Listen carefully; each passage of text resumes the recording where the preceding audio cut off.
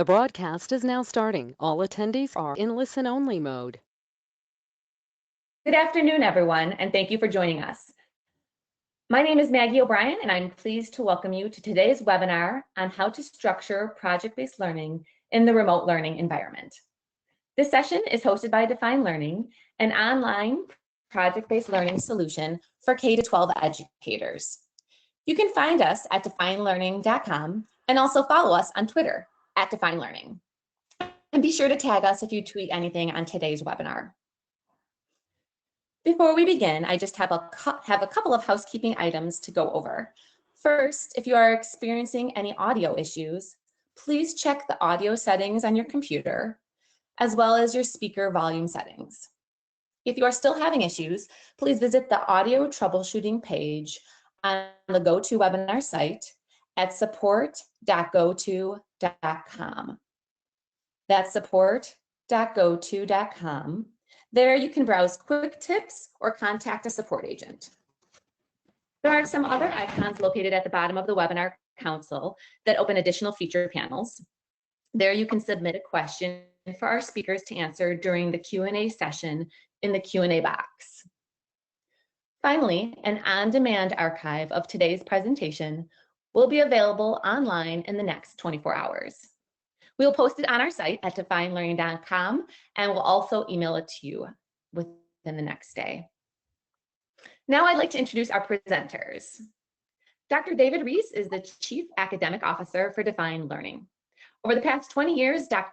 Reese has served K-12 students as a science teacher, curriculum specialist, and central office administrator.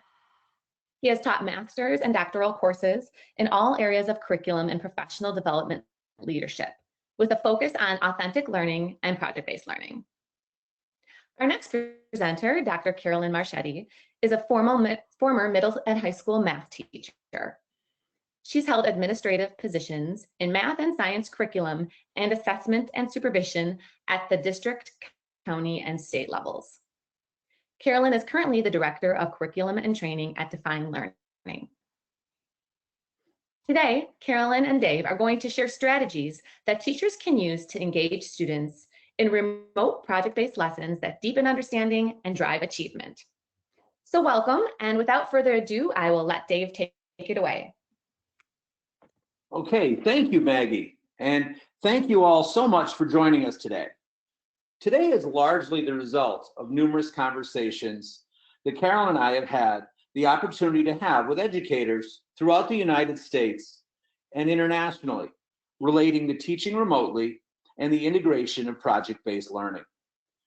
We will focus today on 3 overarching questions that have been common discussion points for educators, hoping to make things easier for you, your students, and your parents and caregivers.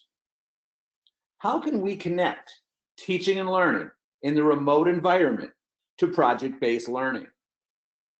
How can we differentiate project-based learning experiences to meet the needs of the online learning community?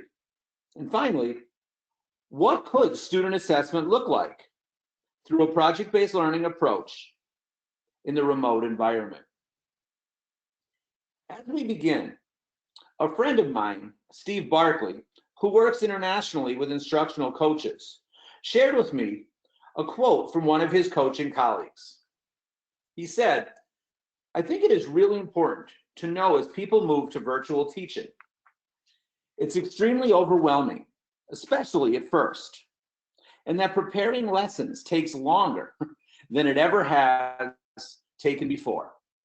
This quote is critical as we get started today, as our goal is to make this strategy less overwhelming for you and your colleagues. Let's begin with common considerations for creating a remote environment. The first 2 bullets are an important place for communication to begin. Leaders and teachers need to decide what they are doing and why they are doing it as it relates to student engagement and purpose. Once these priorities have been determined, they should be clearly communicated to the students and the caregivers. Everyone having a common focus and understanding what is expected and why can help to make the learning community a much more positive experience. Additionally, leaders collaborating with teachers around this vision will help to clarify expectations for all concerned. Through these priorities and continual communication, everyone can feel at ease and less anxious about the remote environment, understanding what is expected of them and the support they will receive.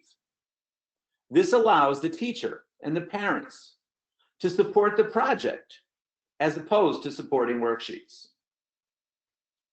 As we work through a structured process for implementing project-based learning, please remember that the idea is to take one step at a time with your students and with your parents. It is a great idea to share the learning plan ahead of time so caregivers and students can prepare. Maybe you can send out the work for the week on a Sunday so everyone can make the plan for the week ahead and lessen stress. Finally, assessment and grading.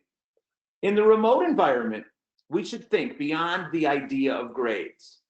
Instead, let's think about helping our students learn and grow. Later in the presentation, we will develop these ideas further.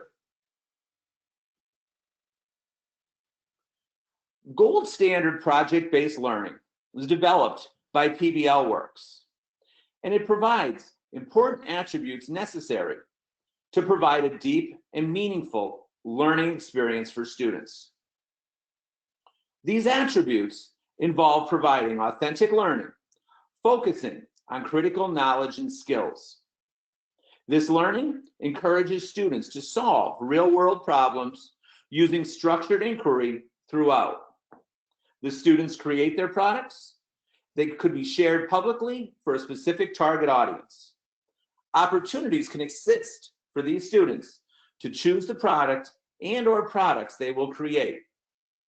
Another critical part of this work is that students can continuously reflect and potentially revise. An important consideration for our work today is the idea that in the real world, products are rarely submitted and accepted the first time. This will be valuable as we consider assessment of projects. Breaking these attributes down into a framework for teaching and learning can make this idea and the completion of these experiences for students much less stressful for all involved. This is the structure that Carolyn and I will be sharing with you. And as we move through this, please remember that not all remote learning needs need to take place online. Although Defined Learning is an online resource, all aspects of the task can be shared as hard copies within a packet or something similar. To begin working through this structure, we need to begin with the foundation for the project-based learning activity. Performance tasks are an excellent way to frame the challenge or problem and the work to be accomplished. Jay McTighe developed the following definition. A performance task is any learning activity or assessment that asks students to perform to demonstrate their knowledge, skills, and understanding. Performance tasks yield a tangible product or performance that serves as evidence of learning. So as we begin, we need to establish priorities and decide what matters. This is where the process and the structure begins. These decisions may be made by the teacher, the school leader, and in the best situation, through collaboration, engaging all educators. The profile of a future-ready learner was developed based upon the profile of a graduate created by the Commonwealth of Virginia and visions for 2020 developed by schools around the world. I share this graphic with you as a starting point for your discussion on learning goals and for developing the purpose of the project-based learning activity you may wish to develop and implement. Please remember, in PBL, the learning occurs through the process, with the product developed reinforcing the learning and sharing a solution and creativity for the problem or challenge. Let's consider each domain, and perhaps it will help you develop an idea for engaging your students purposefully in the online environment. First, and most obvious, we have academic knowledge. This connects content, concepts, and standards. Civic and global engagement is the next domain, and that very much involves students contributing as members of society. It's the idea of being an ethical and global citizen, engaging in society, and consideration for local, national, and global issues. One of the ideas that we've been working on is building performance tasks connected with the United Nations Sustainable Development Goals for 2030. Workplace and personal skills are critical for our students. Ideas such as grit, perseverance, personal responsibility, and competencies tied to social and emotional learning can all be brought out through the work in a performance task and project-based learning activity. And finally, future-ready skills. These are the 21st century skills and the 4 C's, things such as innovation, problem solving, critical thinking, and creativity. Bringing these skills together is the idea of career relevance. For those of you that use defined learning, you'll know that career relevance and careers are what drives all of our performance tasks. But these ideas can help kids learn more about career clusters and career pathways. Now, thinking about your learning goals and potentially using the domains of the future-ready learner, let's ask Carolyn to begin taking you through the structure that we suggest. Thanks, Dave. The first thing you would want to do is to choose a performance task. When choosing a performance task, you want to focus on what your learning goals will be for the project in the remote classroom. Will this be used to teach, remediate, or enrich classroom content? Or maybe you're using them to encourage the use of future-ready skills or social-emotional learning. These PBL tasks can be selected for any purpose that best fits your needs. Think about your goals for the students and the situation that your students are in, and then choose what works best for you, your students, and their parents. Project-based learning tasks are a great way to make school connections to the real world. These can be connections to the community, to careers, current events, or even to the home environment. For example, maybe you would have elementary kids do a task on running a lemonade stand, creating a garden, or starting a bakery. Secondary students might want to create a plan for recycling, create and run a food truck, or plan a coast-to-coast trip for a vacation once this pandemic is behind us.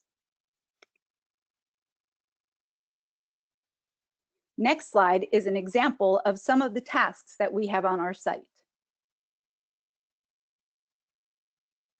We base our tasks on a specific career, and the students take on the role of that career.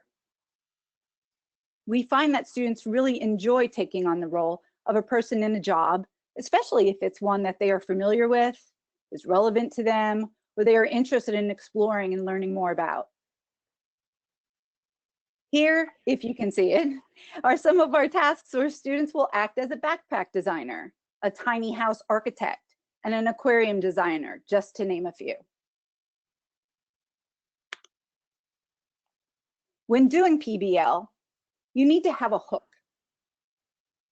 You want students to get excited or curious about what they will be doing.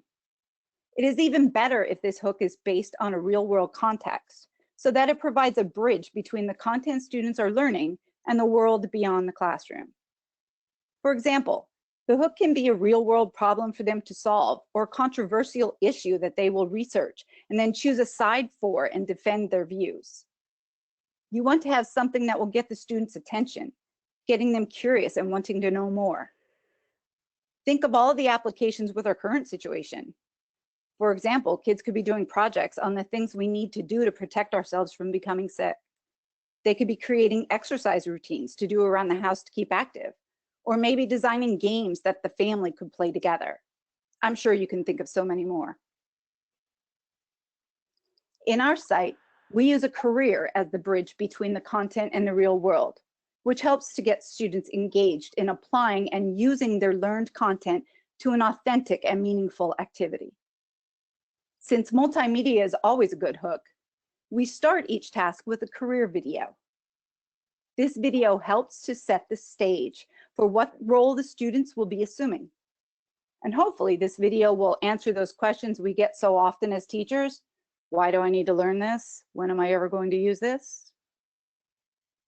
With students, especially younger students, you want to start a PBL task with small steps. Perhaps on day one of the PBL, you just introduce students to the project, show them a video, and then gather their reflections. You can then continue with more small steps in subsequent days. PBL activities are not meant to be done all in one day, whether you're in the classroom or doing it remotely. Shown on the next slide is an example of what this looks like in practice. This is the performance task aquarium designer. We start with a video showing and hearing from 3 people who have different jobs in the task of designing an aquarium. We provide guiding questions with each video because we want the students to be viewing the video with a purpose in mind. The benefits of having this done remotely is that the students can take it one step at a time. The video can be watched. The students can stop it at times and rewatch it if needed to answer the questions. Each video will include some guiding questions. There is no rule as to how many questions you need to ask for every video the students watch. Choose what works best for you and for your students. It is nice, however, to have one question that goes beyond the content of the video. In our example here, the 3rd question shown relates this career back to the students' worlds. A question like this is a great conversation starter to tie the content they will be learning to a person who actually uses that content on a daily basis. These questions can be answered by students online or in their written journals. Perhaps you can do it as a virtual discussion on Zoom or even using a technology such as Google Docs or Padlet. Our next step is for exploring the background. So what do students already know about the career or situation they will assume? You want to start here before having students dive into the project. You can provide questions for them to answer individually or in a shared document. You can have a Zoom type meeting where everyone discusses the career or scenario so that they can get ideas from other classmates. Or you can even have them ask their family members, what do they know about this job or scenario that is presented to them through the task? Any way you decide to do it, collecting prior knowledge of the career or situation is crucial, especially in a remote environment. As you see here, you'll see the acronym GRASS. GRASS is the structure that we use for all of our performance tasks. GRASS is an acronym that stands for goal, role, audience, and situation. Students will have a specific goal for every project and a role that they will assume. Their products will need to be developed for a specific audience. The situation helps to give them background information of their task. Once the GRASS is shared, it is beneficial to have students communicate the problem in their own words to check for understanding. This checkpoint can take any form you wish. Just be sure that every student has a chance to express their understanding. It is important that they understand the role they will be taking on in order to create the products for the audience specified. Now Dave will share ideas for the products that the students will complete. The products or projects become the focal point because they represent the end of the project in the eyes of most. We will expand on this shortly. Defined learning typically offers between 4 and 6 potential products. I use and stress the word potential, as often people look at this list of products and assume they need to assign all the products to their students. This is a common misconception in the face-to-face environment, and even more so in the remote environment. We try to develop a variety of products to help teachers consider how best to differentiate products for their students. Products are typically developed with consideration for a variety of content connections, as well as student learning styles. Now, let's consider the remote environment. Please remember to begin by providing basic instructions to support the learner and the caregiver.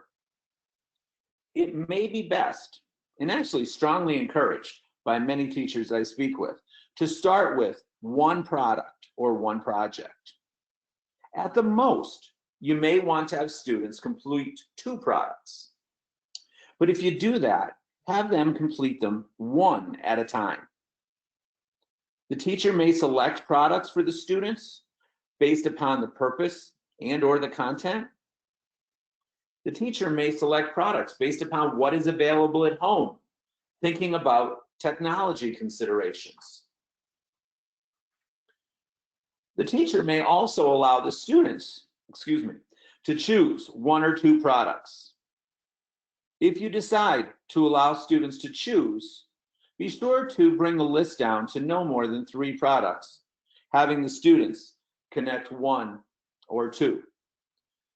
Students can mail their completed projects through an online server, through the US Postal Service, or by putting them in a school mailbox. We just need to think about the idea that not all students will have the same technology. The example shared on the slide gives you ideas to consider. If the student does not have access to technology, then the newscast is not a good choice. The brochure may be a good idea as it can be done technologically, but it can also be done at home by hand using paper and pencils. The butterfly garden could be a great idea if you want to encourage your students to do things around their house and outside in nature. Teachers know their students best, which is why the decision of products to offer should rest with the teacher. Additionally, all products contain research questions to help drive inquiry and learning. These can be used, or students can create their own questions. This is another choice for the teachers based upon the student and the learning goals established. It may be best to begin by supplying the students with 1 research question to drive their work and learning. As we have the student complete a project, an analytical rubric can be used to assess their work and their product. The rubric should be much more than just a grading tool. Use the rubric in the beginning of the product development process to focus communication and reinforce learning goals and expectations.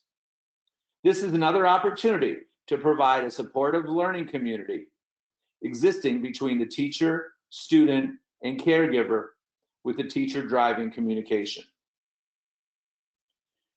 Based upon the example provided, the teacher can determine which of the traits align with the learning goals set forth. Traits are frequently developed in a rubric with consideration for content, skills and competencies, processes and practices, and/or the quality of the product. In our example, the following traits are aligned with the poster trait time to quality. Research and problem-solving traits can connect with skills and competencies or processes and practices. The math concepts and benefits of recycling connect with content, and they also provide for community connections. The rubric is a strong opportunity to continually communicate and provide feedback through the work done by students. Throughout the process, the learning community, driven by the teacher, can support student growth. One example that I have seen regularly is using the rubric as part of a pass-fail assessment opportunity. Maybe having the student resubmit for any areas in which they receive a 2 or lower can help to reinforce student support and growth throughout the project while providing them another opportunity to improve their work. As we leave this slide, please remember the rubrics should not be punitive, but they should be supportive and support student learning.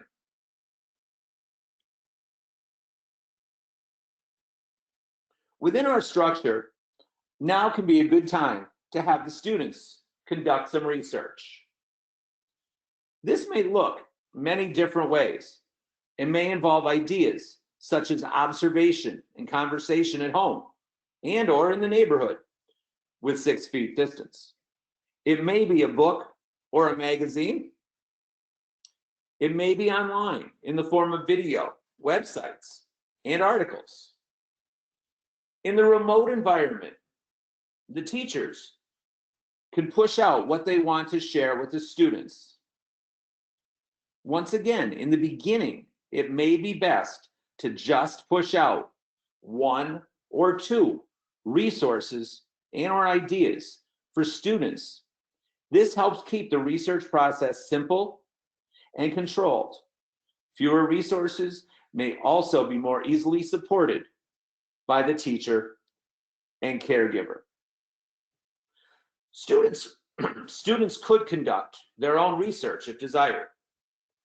This would be based upon the students, your learning goals, and potentially the availability of technology.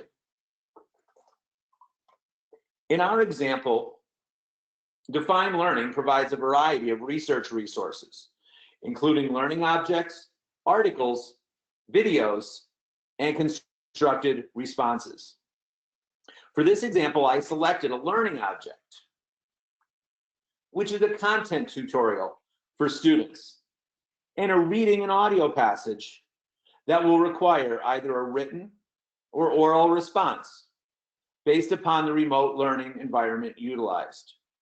In this situation, these resources will adequately help the students begin to develop their project.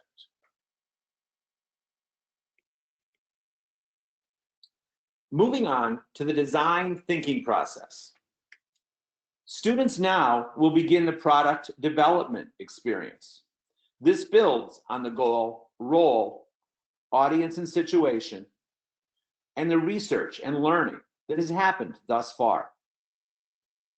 This process provides a path for students and caregivers to consider as they prepare to create their product. When we consider the steps, brainstorm ideas, analyze and decide, and create and revise your product, opportunities exist to continue the supportive learning community. Ongoing reflection and student check-ins within each step to promote structure and continuity. Communicating with the students and encouraging their work and their learning process. It's also a good idea to engage with caregivers if possible to support their efforts and their work in supporting their student.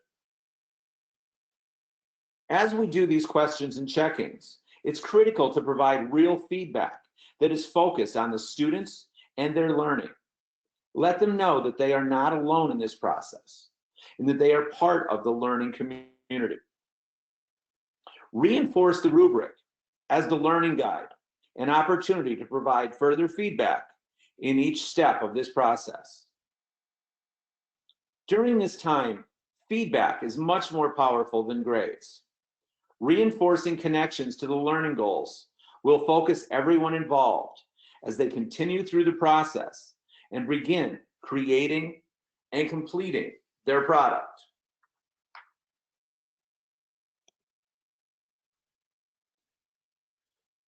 Excuse me.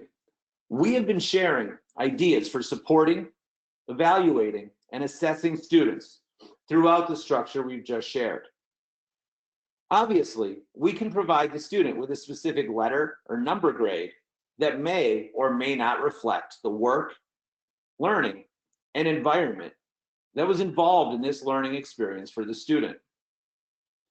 Other options, such as pass-fail or satisfactory, unsatisfactory, may be more successful and worthwhile at this point in time. Regardless of the method we choose, let's now consider evidence of learning that we can gather during the different parts of the structured experiences. These may include guiding and research questions, reflections, student check-ins, ongoing communication, and products and feedback. Beginning with the completed product.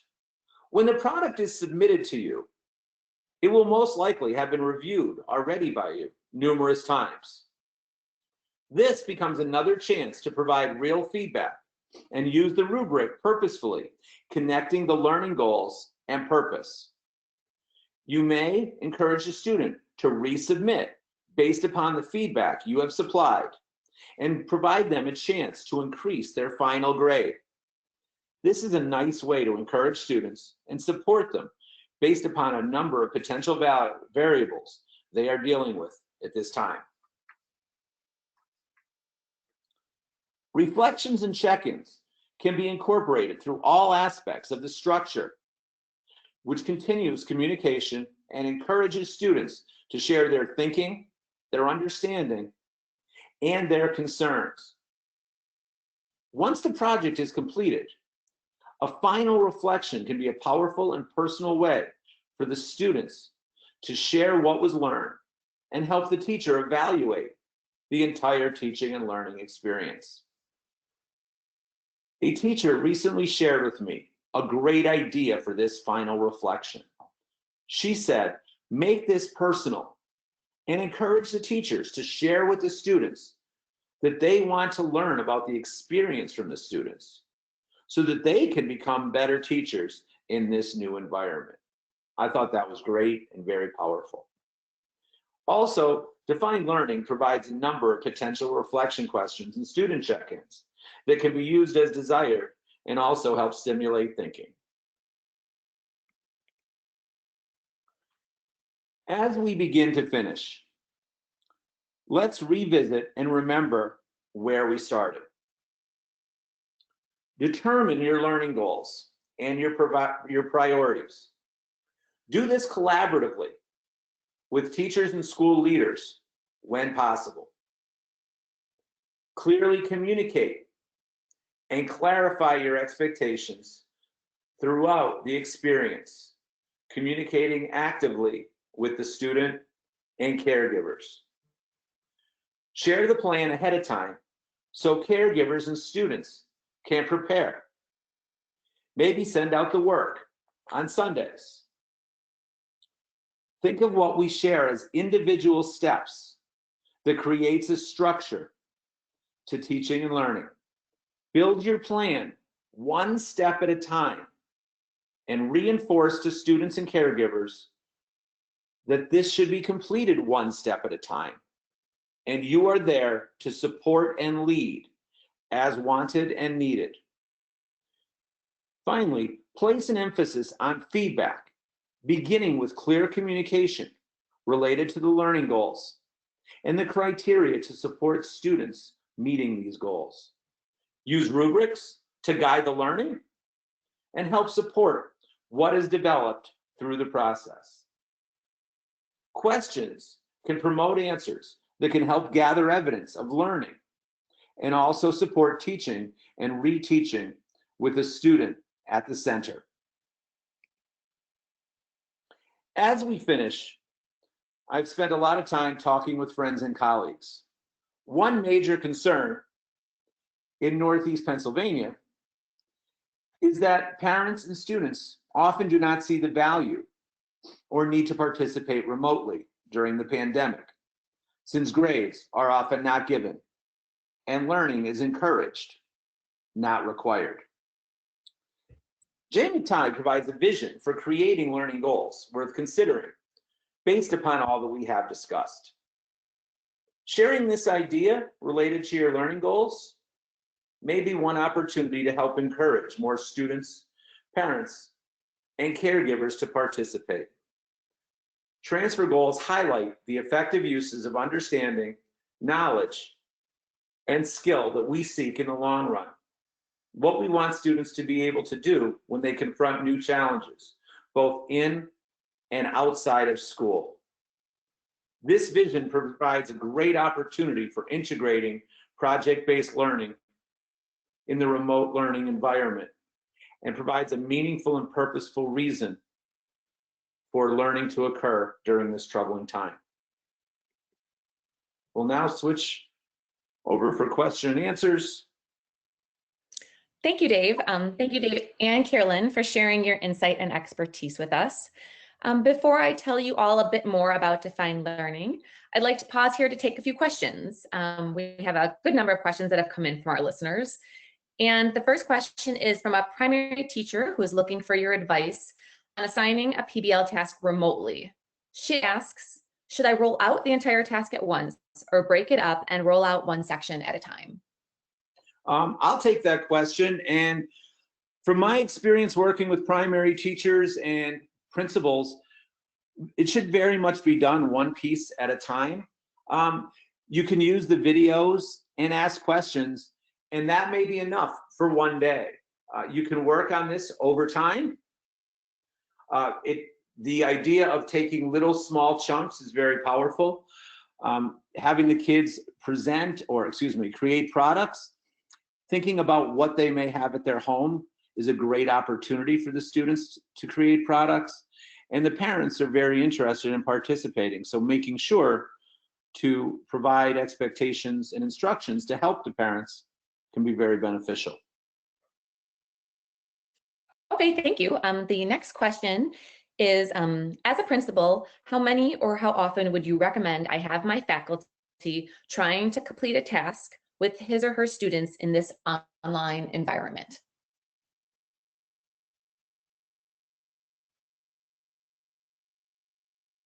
Carolyn, do you want to answer that one?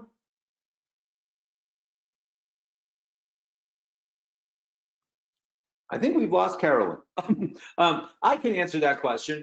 So realistically, as we come to the end of April, having the students complete one project-based learning activity would be a great start. When we're in a traditional school year, a lot of times May is a great time for project-based learning activities, because we're trying to engage the kids, the tests are over, and things of that nature. So now, one project-based learning activity would be great. Depending on how deep you want to go with it, how old your students are, you maybe want to try two. But I certainly don't think more than 2 tasks for the remainder of the school year would be worthwhile. I would say realistically, after we end today, if you could do one between now and the end of the year, I think that would be a great experience. Okay, thank you. The third question is, to be successful, does the whole structure need to be completed by students? No, that's an interesting question. I've had the chance to observe a lot of classrooms, and in many cases, I've watched the teachers share the video, the hook activity, and what I've seen is the students start asking all kinds of questions. So it becomes a really strong, engaging learning activity. So the students can answer the questions provided, and they start creating questions on their own. In many classrooms, that's a great and very meaningful learning experience. As we move forward, Some of our tasks do not require as much research. Carolyn mentioned earlier the backpack designer. In an idea, so for the backpack designer, a great idea is having the students create a backpack for themselves. So in that case, the teacher can drive the critical content they need, and really they don't need to do any research. Technically, they are doing research because they're creating a backpack that meets their needs. So you can certainly do pieces and not do the whole process. But if you can provide the whole process a few times a year or once in the remote learning environment, it can be very powerful. But remember, small steps is the critical piece. Okay, thank you. And I think we have time for one last question. And this question is, do you allow students to choose the products they want to complete? You know, that's a very interesting question. In personalized learning, choice is a very big idea. Also, the Buck Institute very much promotes the idea of choice. Choice is a great idea. I will say this, if I'm new to the remote environment and my students are new and my parents are new, in this situation, I'm going to choose the products that I want the students to complete. And I would probably have the students choose, I would choose one product that met my needs for the student. And then for lack of a better term, I would have another product in my back pocket with the idea that some students are going to love this and work fast or work more quickly. So having a second product provides another learning experience for them. I would say in the traditional environment, choice is a great idea. And if this situation goes on into the fall, then I think we might want to look at that. But for now, I would suggest the teacher choosing the product. Well, thank you. Thank you all for your great questions. Before we go, I'd just like to take a few minutes to tell you a little bit more about Define Learning. Define Learning is an online K-12 PBL solution that provides engaging, authentic performance tasks built around careers. Our hands-on projects provide opportunities for students to deepen understanding and apply their knowledge in real-world scenarios. Designed to enhance core curriculum and save teachers time, we provide everything teachers need to implement and assess the high-quality PBL, engaging real-world videos, performance tasks, research resources, and more. Our online platform is well suited to meeting the needs of teachers and students working at home. We also provide an online student project and portfolio manager that allows teachers and districts to assess and measure student growth over time. You can gather data related to the career cluster students have been exposed to the skills they have been working on, and data on standards growth over the course of their time with the district. Divine Learning offers a plethora of professional development opportunities, from in-person trainings to an online PD course that is written and narrated by Jay McTighe. We have a variety of free professional development resources on our website, such as white papers, guides, and webinars. And we'll be adding more free webinars like this. So be sure to check back on our site shortly.